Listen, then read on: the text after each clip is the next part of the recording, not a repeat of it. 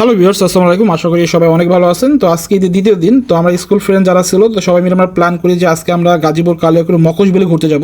দেন Faruk bike নিয়ে 3 পিসের T shirt পরে চলে আসে আমাকে নেওয়ার জন্য। তারপর বাকি ফ্রেন্ডদের আমরা কল দিই যে কে কোথায় আছে, তো সবাইকে বলি পাবলিক স্কুলের সামনে আসার জন্য। দেন ওখানে আমরা সবাই মিট করবো, দেন ওখান থেকে সবাই একসাথে মুভ করবো। তারপর আমি আর ফারুক পাবলিক স্কুলের সামনে চলে আসি, এসে দেখি নাইম বসে আছে। নাইমের সাথে কিছুক্ষণ গল্প করলাম, গল্প করতে করতে দেখি শিয়াব তার ওর বাইক নিয়ে চলে আসে। তার একটু পরেই ইমনের বাইকে করে আসিফ হায়দার আর সালেহিন চলে আসে। এরপর আমরা এখানে সবাই একসাথে একটু দুষ্টামি করতেছিলাম, নাইম কিছু একটা বলতেছিল ইমনকে। এরপর আমরা সবাই একসাথে হয়ে মকশবিলের উদ্দেশ্যে রওনা দিই। বাট এখানে একটা প্রবলেম হয়, সেটা হলো আমরা কিছু দূর যাওয়ার পরেই বাজারে ওখানে আরপি চেকপোস্ট ছিল, তো ওই চেকপোস্টে আমাদের একটু একজনকে আটকানোর পরে আমার তাকে নিয়ে একটু ঝামেলা হয়, যে কারণে আমাদের মকশবিল যাওয়ার প্ল্যানটা ওখানেই ক্যান্সেল হয়, কারণ সন্ধ্যা হয়ে যাচ্ছিল। এরপর আমরা প্ল্যান করি আমরা হলো পাগলারবান নামে একটা প্লেস আছে আশেপাশে, আমাদের ওখানে যাব। তো আমাদের টিমে টোটাল 4টা বাইক ছিল, 4টা বাইকে আমরা 9 জন ছিলাম।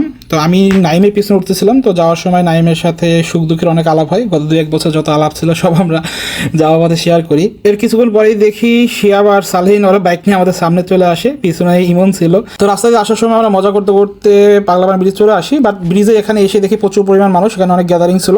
তো আমরা চাচ্ছিলাম ফ্রিলি কোথাও বসে আড্ডা দেওয়ার জন্য। তো আমরা ভাবতেছিলাম যে সামনে গেলে হয়তো ফাঁকা জায়গা পাবো।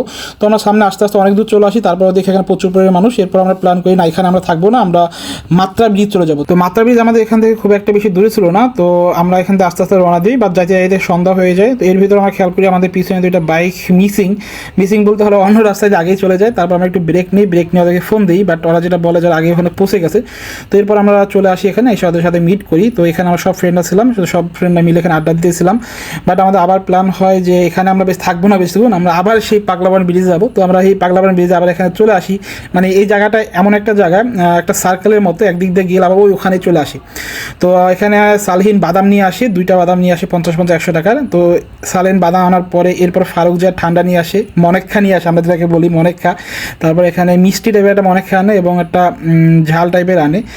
দেন এখানে আবার দেখি ফারুক একটু পরে দেখি আবার ঝালমুড়ি নিয়ে আসে। তো মোটামুটি আমরা এখানে খাওয়া দাওয়া করি, আড্ডা দিই। আড্ডা দেওয়া তো এর ভিতরে দেখি আমাদের আরেকটা ফ্রেন্ড চলে আসে, তো ওর কাছে কাঁঠালের পিঠা ছিল, তো পিঠাটা আগে আমাকে দেয়। তো আমরা খুব মজা করে খাই, তো এটা টেস্ট অনেক ভালো ছিল। তো থ্যাংক ইউ ওকে, এবং হঠাৎ করে মানে একটা সারপ্রাইজ দেওয়া পিঠা দিয়ে যাওয়ার জন্য।